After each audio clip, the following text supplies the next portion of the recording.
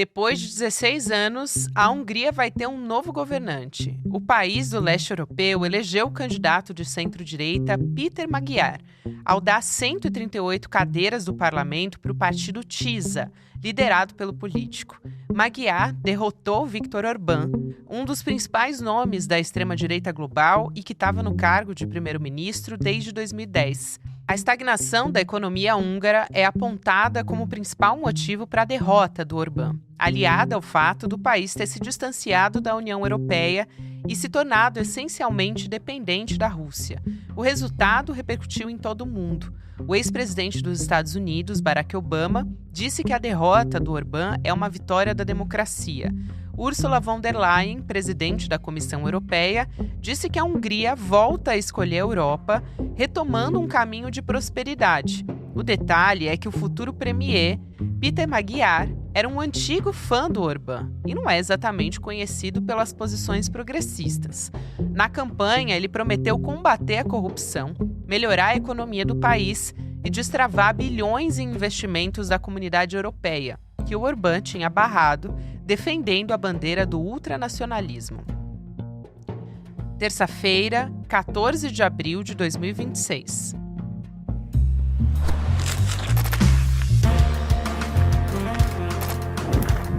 Sou Gabriela Varela, esse é o podcast Democracia com mais informação.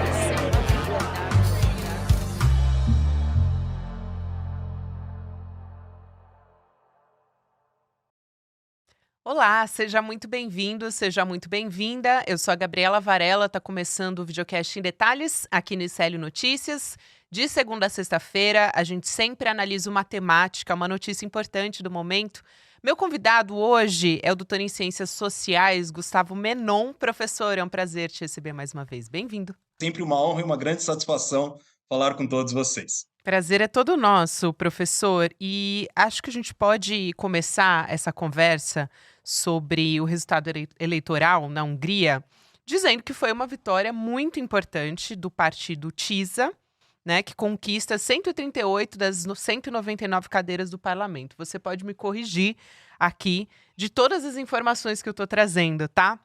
Então, alcançou uma maioria necessária, que pode até alterar a constituição do país. É um fenômeno importante, vamos falar sobre isso. E o partido do Viktor Orbán, o Fidesz, caiu de 135 para 55 cadeiras. Então, começando a conversa, como é que você analisa primeiro esse resultado, professor? E algo que me surpreendeu logo de cara foi o Orbán reconhecendo essa derrota, né? Dizendo, o resultado é claro, e parabenizando o partido vencedor, como teria que ser, claro, mas vindo do Viktor Orbán é uma surpresa. De fato, Gabriela, quando nós analisamos essa vitória contundente por parte da oposição na Hungria, veja que há sinais de uma certa esperança que envolve o debate político húngaro, onde sabemos como que a plataforma de Viktor Orbán, que ficou à frente do governo por 16 anos, acabou se consubstanciando em uma plataforma política marcada por uma série de traços autoritários, uma plataforma política contra as liberdades individuais, anti-União Europeia, em grande medida pela adoção dessas políticas autoritárias, conservadoras, que ressoaram por todo o continente europeu. E quando a gente chama a atenção para a eleição deste último final de semana, perceba que há aqui, por parte desses setores da oposição, uma conformação de uma frente ampla que foi possível levar Peter Magyar ao poder, após esses 16 anos de um regime autoritário capitaneado por Viktor Orbán. Perceba que há, em grande medida, por parte de diferentes setores da sociedade húngara, sinais de esperança no sentido de resgatar diálogos multilaterais, no sentido de promover essas liberdades individuais que foram duramente reprimidas e oprimidas durante mais de 15 anos de um regime quase ditatorial. Chama atenção exatamente para aquela célebre obra de Como as Democracias Morrem, Gabriela. Uhum. E veja que, no final das contas, no fundo, nós estamos observando esse desgaste da plataforma conservadora, capitaneada por Vítor Orbán, onde há aqui uma série de elementos que devem ser considerados dessa aproximação ou uma reaproximação da Hungria frente aos interesses da União Europeia e se desassociando dessa plataforma trumpista, desses discursos ultraconservadores, ultranacionalistas que ressoaram a partir da política de Vítor Orbán. Precisamos aguardar os próximos capítulos, Gabriela, para verificar como então esses setores oposicionistas vão conformar essa agenda de governo onde há maioria no parlamento, onde essa derrota de Vítor Orbán, de fato, foi uma derrota contundente, onde há sinais de esperança. No entanto, aqui estamos falando de um candidato bastante controverso, como que Peter Maia. Trata-se aqui de um representante, inclusive, das alas, das fileiras de Vítor Orbán, num primeiro momento, e que acaba se desfiliando, que acaba, Sim. de certa forma, se desconectando com esse projeto autoritário, onde há sinais aqui, claro, para medidas liberalizantes que envolvem a política húngara. E o Magyar, você já apresentou ele previamente, né? O Peter Magyar, que é um ex-aliado do Viktor Orbán, ex-integrante do Fidesz, o partido, e ele rompeu com o governo em 2024. Então, eu queria que você trouxesse, professor, por favor, um pouco do perfil do Magyar. E também eu te pergunto duas coisas, né? Porque, claro, tem muita gente comemorando a derrota que isso significa para a extrema-direita de uma maneira global, mas não significa necessariamente um modelo mais progressista, né? Me parece que não é isso. Você vai explicar muito melhor.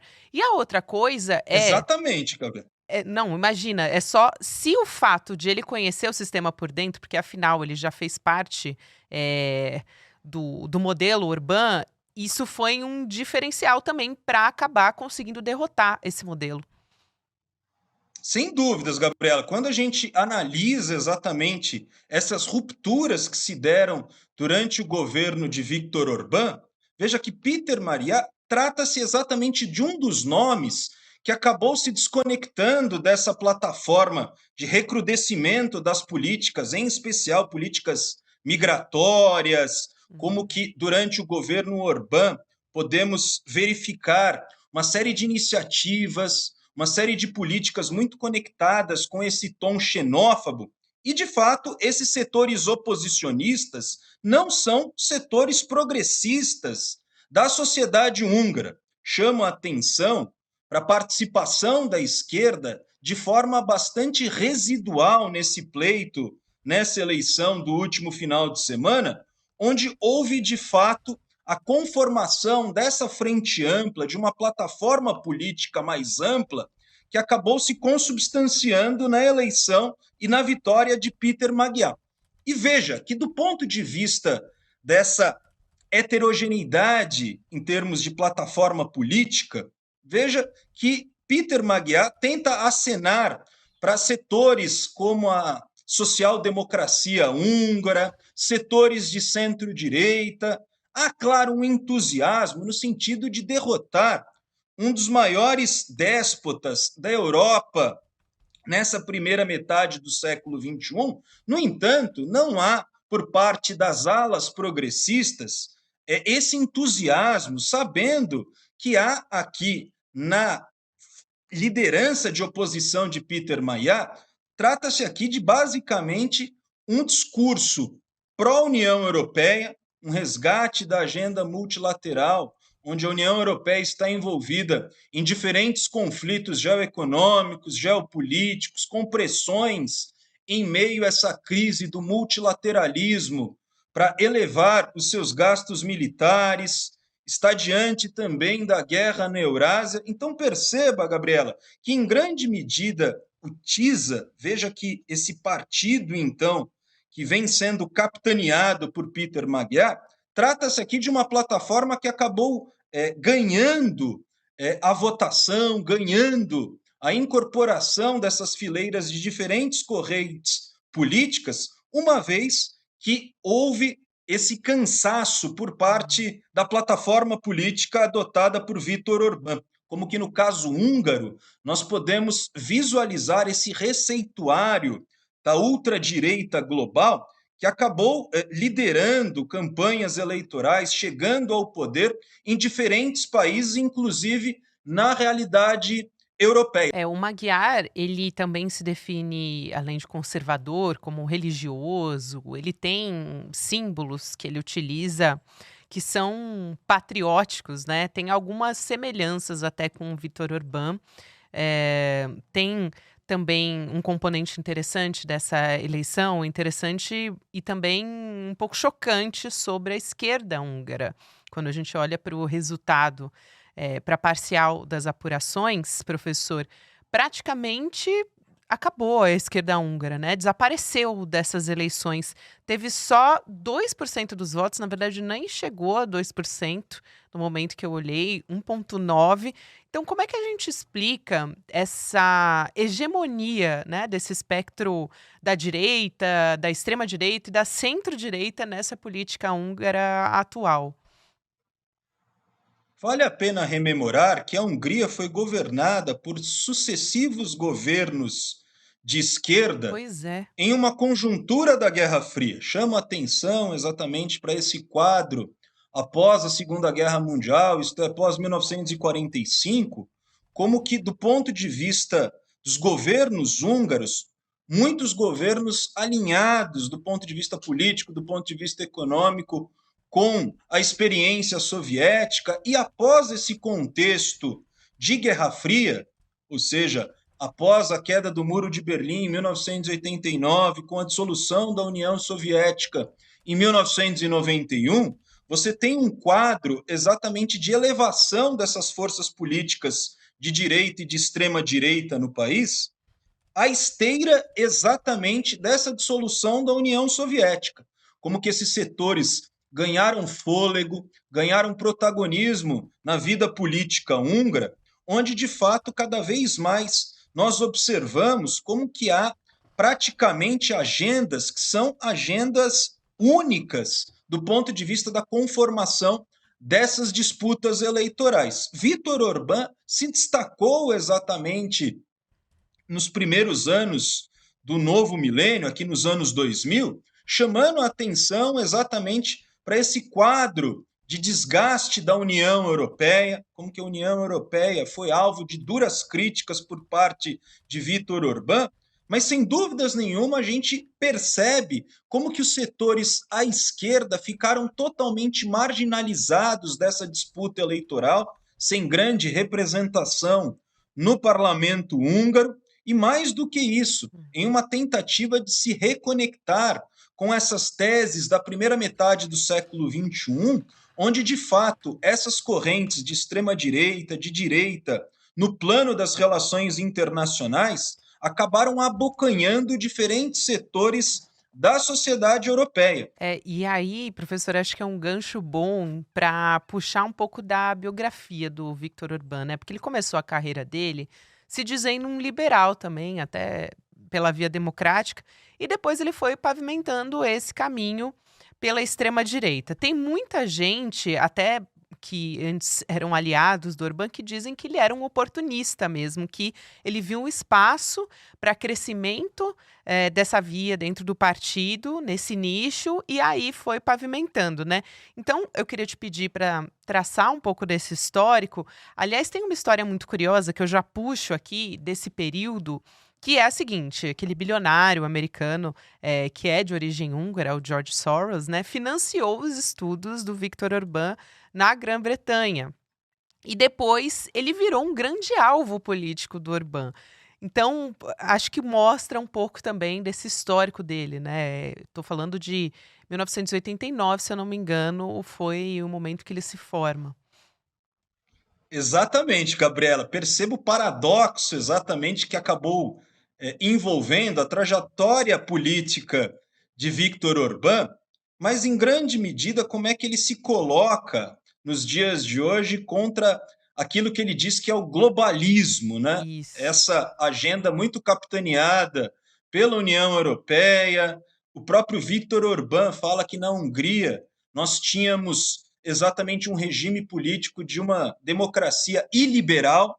Então veja que as ações que foram perpetuadas de forma bastante arbitrária, de forma unilateral, de forma a colocar em xeque uma série de instituições da chamada democracia liberal, da democracia burguesa, veja que o Orbán participou na sua juventude dessa formação nesses mecanismos de fomento, na atribuição de bolsas de estudos aos moldes ali daquilo que foi o Jorge Soros, né? Como que há aqui uma articulação em termos de iniciativas, de entidades filantrópicas, como que essas associações também foram alvo da plataforma de Orbán durante a realização do seu governo.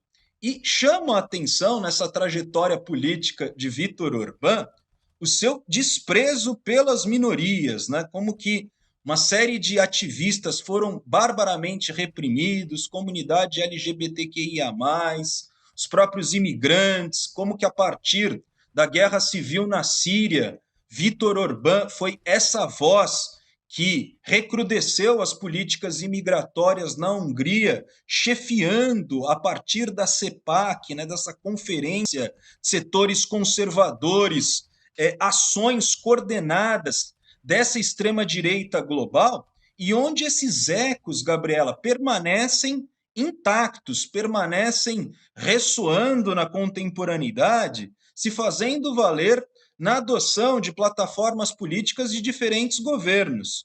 No trumpismo nos Estados Unidos, como eu disse, com o Vox na Espanha, no governo Milei na Argentina, na Europa nós temos diferentes forças que se conectam exatamente com a CEPAC. Então veja que essa trajetória política de Viktor Orbán é uma trajetória política que vai do liberalismo a esse ultraconservadorismo, mas no final das contas podemos dizer que, no fundo, liberais e conservadores acabam se unindo em prol da manutenção dos interesses hegemônicos, dos interesses dominantes na promoção do próprio modo de produção capitalista. E aí, professor, você já explicou uma boa parte disso, mas eu queria aprofundar um pouco melhor. Até falou sobre como as democracias morrem. Acho que explica muito bem como é que o Orbán ele foi corroendo as instituições por dentro, né? Ele utilizou um termo, o professor Fábio Sais Silva, que é da Universidade de Oklahoma, ele fala sobre o legalismo autocrático, né? Para mudar a Constituição, e aí ele aparelha o judiciário, principalmente a Suprema Corte, o próprio parlamento, a maneira como o voto beneficiava o partido do Viktor Orbán, né, uma mudança para que isso acontecesse, e a própria mídia, a própria imprensa. Então foi uma conjunção ali de medidas para beneficiar e ressoar toda essa lógica de governo, se é que dá para chamar de governo, do Viktor Orbán. Aliás, qualquer semelhança, né, professor, é quase que uma coincidência. A tríade que era tão propagada pelo Orbán, Deus, nação e família. Eu não sei se aqui no Brasil a gente já ouviu alguma coisa parecida com isso, né? E ele implementou políticas principalmente contra a população LGBTQIAP+, principalmente contra os imigrantes. Então, essa construção de inimigos é algo que a gente está quase que acostumado. A gente falou do George Soros, mas também o globalismo que você citou. Então, é por esse caminho que ele vai fidelizando a sua base eleitoral, né, por tanto tempo. Exatamente, Gabriela. Como que há uma captura das instituições húngaras com o passar dos governos de Orbán, onde não só as instituições foram plenamente capturadas, mas no sentido de eleger exatamente esses grupos que se colocam exatamente como grupos que são responsáveis ou supostamente responsáveis pelas mazelas que a economia europeia presenciava aqui nessa primeira metade do século XXI. E chamo a atenção exatamente para esses motes de campanha de Orbán, no sentido de destacar elementos religiosos, elementos ultranacionalistas, chamando a atenção para como que essa captura das instituições foi realizada por Orbán, onde conseguiu se conectar com parcela significativa da sociedade húngara, e quem coloca fim a esse governo autocrático, a esse governo que ele mesmo ditava como um Estado iliberal, veja que foi, em grande medida, a participação, o protagonismo da juventude, como que a juventude Uhum. sentiu na pele exatamente essas políticas autoritárias, essas políticas de recrudescimento e que se conectavam com medidas xenófobas, no sentido de promover a ojeriza de imigrantes, os grupos LGBTQIA+, que foram severamente afetados. Veja, no fundo, a gente está falando aqui de uma plataforma política bastante autoritária e que, de fato, se envolvia a partir da atuação institucional no sentido de erodir as instituições, poder judiciário, as reformas legislativas que foram adotadas nos últimos anos, e como que Orbán tinha, em grande medida, no próprio controle da mídia, essa atuação de não ter opositores orgânicos que pudessem colocar em xeque a sua articulação e os seus domínios no poder. E veja, quando a gente também olha para esse legado de autoritarismos de Vítor Orbán, perceba, Gabriela, que no fundo essa agenda é uma agenda que nós precisamos ficar muito atentos diante dessa primeira metade do século XXI, como que essas políticas ressoam em diferentes partes do planeta, inclusive aqui no Brasil, diante desse ano eleitoral em 2026, com a força do bolsonarismo. Vale a pena relembrar, cabe consignar, como que Bolsonaro se refugiou na embaixada da Hungria no Brasil, Isso. naquele episódio mal explicado. E quando nós analisamos essa relação entre bolsonarismo e os governos de Viktor Orbán, também vale rememorar como que Viktor Orbán esteve presente em 1º de janeiro de 2019 na cerimônia de posse de Jair Bolsonaro, e o próprio Bolsonaro fazendo acenos, fazendo mensagens de apoio, chegando a classificar Viktor Orbán como um verdadeiro irmão. Então, há conexões entre essa agenda da extrema-direita global e precisamos estar muito atentos, porque a derrota de Orbán, de fato, é uma derrota do autoritarismo em todo o planeta, mas precisamos também ficar em vigília no sentido de entender como que esses sinais do nosso tempo, trata-se de sinais onde prevalece esses projetos políticos de extrema direita. Para a gente fechar, pegando o gancho nessa sua fala sobre o modelo da extrema-direita no Brasil, o Jair Bolsonaro, de que forma esse laboratório da extrema-direita da Hungria pode influenciar, né, a partir de agora, olhando para frente, a nossa política brasileira? Então, de que maneira a oposição brasileira também pode olhar essa eleição da Hungria, a vitória do Magyar, e quais são as lições, de certa maneira, que dá para aplicar não só no Brasil, mas em outros países da América Latina que já estão com uma inclinação ali para a direita ou para a extrema direita, né? Qual é o impacto desse resultado? O que que ele pode promover em relação a realinhamento geopolítico, enfim? Excelente pergunta, Gabriela.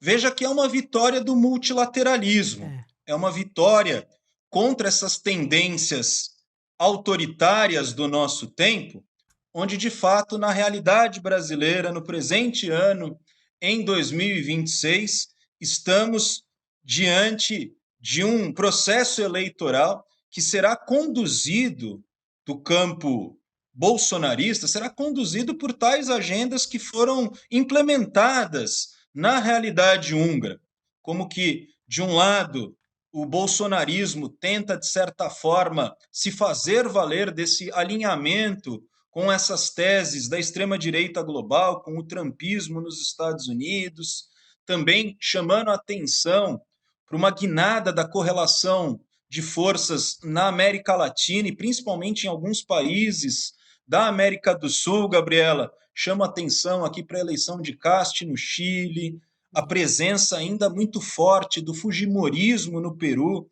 diante da eleição presidencial desse país vizinho, a própria atuação de Javier Milei na Argentina, e veja que o campo bolsonarista vem se articulando, vem promovendo iniciativas que são iniciativas conectadas com essa direita regional e no plano internacional, onde a fórmula é essa, né? A fórmula é adotar políticas, ações, iniciativas que colocam em xeque as conquistas democráticas que foram forjadas pelos movimentos progressistas, pelos movimentos de esquerda. No fundo, quando a gente olha para essas conexões de Viktor Orbán com agendas da extrema-direita no Brasil, perceba que há um receituário no sentido, então, de adotar plataformas políticas contra os direitos humanos, contra as garantias e os direitos fundamentais, e mais do que isso, de conquistar o Estado, de erodir essas instituições democráticas para o fortalecimento desses projetos autocráticos, desses projetos tirânicos que estão sendo ventilados em diferentes partes do planeta. Professor, excelente essa conversa, importante também para a gente vislumbrar tempos melhores, não só para a Hungria, mas para a gente aqui no Brasil também e globalmente, olhando para todo esse fenômeno em relação à extrema-direita. Muito obrigada, um prazer te receber sempre. Eu que agradeço, Gabriela, é sempre um prazer, uma honra conversar com todas as amigas e todos os amigos do ICL. Estou sempre à disposição. Bom trabalho. Muito obrigada, querido. Bom trabalho por aí também. Até a próxima. Quero convidar você também, que me acompanha aqui no Em Detalhes, para um lançamento. Pessoal, aliás, quero fazer uma pergunta. Me responde aí no chat se você já teve alguma dificuldade para ver os conteúdos do ICL, assim. Você percebeu alguma diferença de quando chega esse conteúdo para você? Se está chegando mais, se está chegando menos? Porque com frequência os nossos conteúdos têm um alcance reduzido, né? A menção a temas sensíveis também é bastante limitada, então a gente está tentando entender esse fenômeno junto com você, e não é uma realidade que é só do ICL, de outros veículos, de pessoas, de personalidades e produtores de conteúdo independentes também no dia a dia digital. Porque as big techs, né, as grandes plataformas, estão controlando o que você vê e o que some do seu feed também. Então, teremos um lançamento, anota aí na sua agenda, no dia 28 de abril, às 8 horas da noite, que é um anúncio bastante importante, que estamos chamando, você está vendo aí na sua tela, de Dia D da Soberania Digital. Então, a ideia é enfrentar essa dominação das Big Techs. Se você ainda não fez a sua inscrição, vai lá em detalhesicl.com.br, vale a pena, porque você vai acompanhar em primeira mão o anúncio, uma novidade tecnológica nossa e que está extremamente alinhada com a soberania digital do Brasil. Vai lá, participa no dia 28 de abril, 8 horas da noite, vai ser uma terça-feira, você acompanha esse lançamento junto com a gente, vai ser muito importante esse anúncio na história do ICL. Continuamos aqui na nossa programação, agora tem Mercado e Investimentos, depois o Rolê ICL, você pode ouvir em detalhes em qualquer momento do seu dia nas plataformas de áudio. Tem conteúdo novo de segunda a sexta. Até amanhã. Olá pessoal, tudo bem por aí? Aqui é o Leandro Demore do ICL e nos últimos anos a gente viu o que aconteceu no Brasil e no mundo pelo poder sem limites das Big Techs. Elas controlam o que a gente lê, o que a gente consome, o debate público e comandam a nossa vida através de uma imensa manipulação digital. Não perca, no dia 28 de abril, às 8 horas da noite, a gente aqui no ICL vai fazer o Dia D da Soberania Digital, com uma proposta efetiva e concreta para como enfrentar esses grandes tubarões que comandam o Brasil e o mundo. Você sabia que todos os nossos programas estão no Spotify? A notícia não pode parar e agora você pode acompanhar todos os nossos programas onde e quando quiser. Siga nossos canais no Spotify e tenha acesso ao Chico Pinheiro Entrevista, Desperta ICL, Rolê e muito mais. ICL no Spotify. Informação que te acompanha.